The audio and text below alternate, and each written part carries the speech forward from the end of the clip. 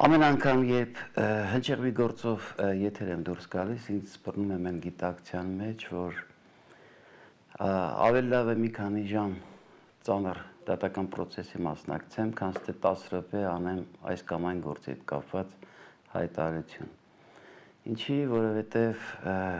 տասնյակ հազարավոր մարդիկ են լսում, տարբեր մասնագիտության տեր, տարբեր ոլորտի, տարբեր սեռի, եւ յուրաքանչյուրը յուրով է գնահատում այն, ինչ իրավական հարցության վրա իրավապաշտպանը արձանագրում է։ Անկախ ամեն ինչից ցանկանում եմ երկու բառով այսօր ներկայացնել Վարդան Ղուկասյանի դատավարության հետ կապված, ինչի, որովհետև վերջինիս գործով տարբեր սոցիալական ցանցերով սփռտված են տարբեր հայտարարություններ, որ երկու օրից Վարդան Ղուկասյանը դուրս է գալու կամ ընդհանրապես դուրս չի գալու կամ վերջին դատավարությունն է եւ այլն։ Տեղեկացնում եմ, որ այդ հայտարարությունները, եթերները, այսպես ասած, երրորդ անձանց կողմից ոչ մի աղերս չունեն Վարդան Ղուկասյանի փաստաբանական խմբի գործունեության հետ։ Տեղեկացնում եմ նաեւ, որ տեղի ունեցող դատավարությունը իրականացվում է դռնփակ ձևաչափով, ուստի օրենքի ուժով արգելված է դատալսումների ժամանակ արտահայտած բացատրությունների, ցուցմունքների, դիրքորոշումների ցանկացած հրապարակում։ Հաշվի առնելով գործի հասարակական հնչեղությունը, 100 հազարավոր անձանց հետաքրքրությունը տվյալ գործի ընթացքի վերաբերյալ, հանրությանը օրենքի շրջանակում փորձում եմ տալ պաշտոնական տեղեկատվություն, որից դուրս ցանկացած տեղեկատվության, ինչպես դրական, այնպես էլ բացասական կատարվող այդ տեղեկատվությունները իրականության հետ չեն կարող աղերս ունենալ։ Այժմ ամփոփ ներկայացնեմ գործի ընթացքը։ Մայիսի 28-ին տեղի ունեցավ հերթական դատական նիստը, որը տևեց 4 ժամ մի փոքր ավել։ Հաջորդ դատական նիստը նշանակված է հունիսի 4-ին։ Այժմ հարց, որը տալիս են 100 հազարավոր քաղաքացիներ։ Որն է պատճառը, որ ամիսներ շարունակ այս գործը քննվում է եւ վերջը չի երևում։ Դատական այս վարույթով առկա է իրար միացված երկու գործ։ Առաջինը միգրացիայի գործն է։ Տեղեկացնեմ, որ ԱՄՆ-ի օրենսդրությամբ, ինչն իմպերատիվ է, այն անձիկ, ովքեր կատարել են քրեական հանցագործություններ, ներգաղթի թույլտվություն տալը արգելված է։ Դա իմպերատիվ իրավանորմ է։ Դատախազությունը ներկայացրել է օրինական ուժ ստացած դատական ակտ, որով Ղուկասյանը 2014 թվականին դատապարտվել է ազատազրկման։ Այսինքն առկա է իրավական արգելք ԱՄՆ-ի օրենքով եւ հիմք է, որ Վարդան Ղուկասյանը վտարվի ԱՄՆ-ից։ Անկամ եթե վերջինիս դատվածությունը 14 թվականի դատվածությունը նկատի ունեմ մարված է։ Դրա հետ կապված անում հետևյալ իրավական արձանագրումը։ Գտնում եմ, որ իրավական արգելքը տվյալ դեպքում պետք է վերաբերվի հանցագործություններին, հետևաբար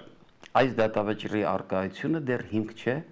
ապաստան տրամադրելու արգելքին, եթե քրեական հանցագործություն տեղի չի ունեցել։ Հիմա ռետորական հարց.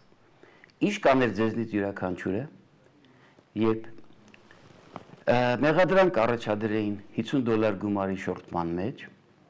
ընդ որում ասեմ, որ հանցագործություն տվող անձը եղել է մարմնավճար, եւ դրանից հետո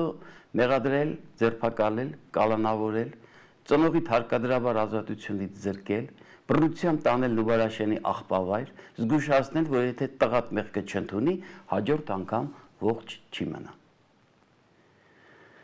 Հարգելի հայրենակիցներ, քանի գործեր գիտեք, երբ մարդուց ցանկալի ցուցմունք վերցնելու համար օգտագործվում են տարբեր կեղտոտ մեթոդներ, մասնավորապես մերձավորներին ներգրավելով, երեխաներին, ծնողներին, կանանց, հայրերին, մայրերին, ցավոք Հայաստանում այդ ճակերտները մշակույթը գործում է եւ այդ օրինակները որոշ գործերով բազմաթիվ են։ Երբ փոխարեն նման այլանդակությունները վերացնելու մեղավորներին պատասխանատվության ենթարկելու Հայաստանի դատախազությունն այդ փաստն օգտագործում է որպես հանցագործություն կատարած անձի։ Իրավամբ, եթե դատանը գիտեր Վարդան Ղուկասյանին որպես 2014 թվականին հանցագործություն կատարած անձի արդեն Ամերիկայի դատան նկատի ունեմ, ապա մեկ նիստով ելակետային ընդունելով 14 թվականի դատապարտումը կդիտեր իրավական արգելք եւ կմերժեր Վարդանին ապաստան տալու դիմում հայտը։ Ահավասիկ դրանով է պայմանավորված դատական այս տևական լսումները։ Հաջորդ գործը, որով Հայաստանը պահանջում է Վարդանին արտանձնել Հայաստանին, կապված իրեն առաջադրված 1 տասնյակից ավել մեղադրանքներն են։ Ժամանակին հրապարակային անդրադարձել եմ տվյալ գործի ինչպես դատավարական, այնպես էլ նյութայրավական նորմերի խախտումներին, չեմ կրկնվում, ընդհանրեն արձանագրում եմ, որ դատախազության 2023 թվականի դիմումը Վարդանին արտանձնելու համար ժամկետանց է, դրանում դրսևորված հիմքերը եւ հիմնավորումները վերացել են, իսկ առաջադրված մեղադրանքների հետ կապված Հայաստանի այդ գործով զբաղվող բազմաթիվ իրավապաշտպաններ արդեն իսկ արձանագրել են, որ ոչ միայն տոտալ խախտումների մասին, որոնք այսօր հանգրվանել են մի էդում, այլ նաեւ դրանք հեռանկար չունեն։ Ընդ որում, որոշ գործերով սկսվել է դատաքննություն, այն դեռնբաց է, յուրաքանչյուր լրագրող կարող է մասնակցել եւ լուսաբանել, թե դատաքննության ընթացքում առանցքային վկայություն տված անձիկ, որոնց հայտարարությունների հիման վրա մեղադրանքներ են առաջադրվել, արդեն իսկ ցուցմունք են տալիս դատանում, թե ինչ հանգամանքներով եւ ինչ մեթոդներով են ցուցմունքները կորզվել, ինչը ցավոք Հայաստանի համար դարձել է սովորական բան։ Իրեք ես ժամանակին դիմել եմ Հայաստանի կառավարությանը բարձր դրանը, որպեսզի ետ կանչի իր դիմումը։ Ես այս գործով ունեմ իմ ուրույն կարծիքը։ Վարդան Ղուկասյանի նկատմամբ իրականացվում է քաղաքական հետապնդում, որի եւ մնացյալ հարցերի իրավական գնահատականը տրվելու է ԱՄՆ-ի դատարանի կողմից։ Եվ որքան Վարդանը գտնվի անազատության մեջ, այնքան նա ըստ էության ոչ թե կալանք է կրում, այլ պատիժ։ Հոգեբանական խոշտանգման է ենթարկվում բոլոր իրավական հետևանքներով։ Հարգելի լսարան, Վարդան Ղուկասյանը ըստ էության արձանագրեմ, փորձ կատարեց բացահայտել Հայաստանում 30 եւ ավել տարիների իրականացված տնտեսական ցեղասպանությունը, որի արդյունքում այսօր Սփյուռքում տնավեր դարձած ավելի շատ հայ ապրում, քան Հայաստանում։ Իսկ Հայաստանում ապրող քաղաքացին կարոտ է արդարության։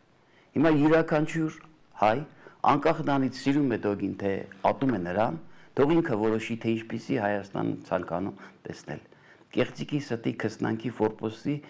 ու ստրուկի կարգավիճակ ունեցող Հայաստանի, թե Աստծո կողմից ստեղծած դրախտավար Հայաստանի, որը հնարավոր է բացառապես յուրաքանչյուրի ինքնամաքրման, ապաշխարության եւ բացառապես դոգի սանիտարական մաքրման հետևանքով։ Ու դոգի դատավարության օրերին ոչ թե բազմոցներին պարկած թամաշա անող անձիկ գցեն բռնեն, թե դատական պրոցեսը երկար է, դատական պրոցեսը կարճ է,